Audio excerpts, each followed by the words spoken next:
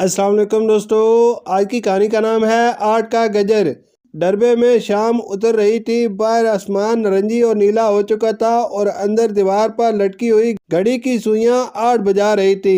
मामा मुर्गी ने एक गहरी सांस ली और खिड़की से बाहर देखते हुए कहा, वक्त हो गया है बच्चों। छोटे छोटे चूजे अभी खेल में मगन थे। चूजों ने पुदक कर एक छोटी सी छलांग लगाई, हल्का सा उड़ा, फिर जमीन पर आ गिरा और कैका लगाकर हंसने लगा जैसे अपनी छलांग का मजा ले रहा हो। मामा, अभी तो मैंने उड़ने का नया तरीका सीखा है, वो बोला, लेकिन इसके पर गर्द में अटे हुए थे। पप्पू डरबे के एक कोने में छुपा हुआ था। वो डरबे की लकड़ी की सीढ़ी के नीचे से झांक कर बोला, मामा, लगता है छत पर कोई है, शायद कोई पुराना उल्लू, वो मुझे घूर रहा है। मामा मुर्गी हंस पड़ी और नरमी से बोली, वो सिर्फ हवा की सरसराहट है मेरे बच्चे, उल्लू तो बस हमारी कहानियां सुनने आया होगा। गप्पू अपने परों को फैलाए जोर जोर से बोल रहा था, आज जब मैंने पानी पिया तो मुझे लगा प्याले में कोई और चूजा है।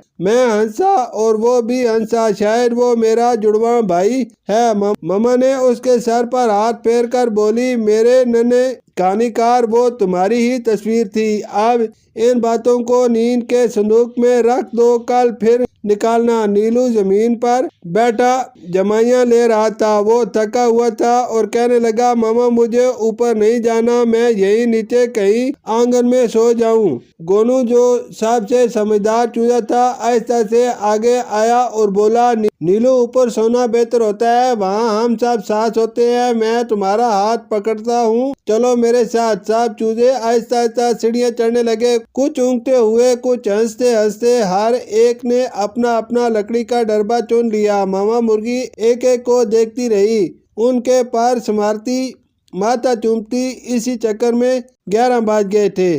फिर चूजों ने आंखें मूंदते मूंदते कहा, मामा, जब हम सो जाते हैं तो ख्वाब हमें कहाँ ले जाते हैं। मामा ने चिराग की रोशनी धीमी की और नरमी से बोली, ख्वाब तुम्हें वहाँ ले जाते हैं जहाँ तुम आज़ाद होते हो, जहाँ हर दिन नया खेल, नई कहानी, नई उड़ान होती है। पप्पू ने आधी बंद आंखों से पूछा, वहाँ उल्लू भी होता है? हाँ, वहाँ उल्लू भी होता है और वो कहानियाँ सुनाता है, मम्मा ने आहिस्ते से जवाब दिया। गप्पू ने जमाई ली और कहा, मैं कल ख्वाब में अपनी बातें एक किताब में लिखूंगा, शायद वो किताब उल्लू को पढ़कर सुनाऊं। मामा मुर्गी हंसी, फिर बोली, बस अब सब आंखें बंद करो, नींद की परी तुम्हारे परों पर उतरने वाली है। चिराग बुझ चुका था, बाहर चांद आसमान पर चमकने लगा था। डरबे के अंदर घड़ी की हल्की हल्की टिक टिक चल रही थी और सब चूजे नींद की पुरसुकून वादी में उतर चुके थे, नरम गरम और महफूज।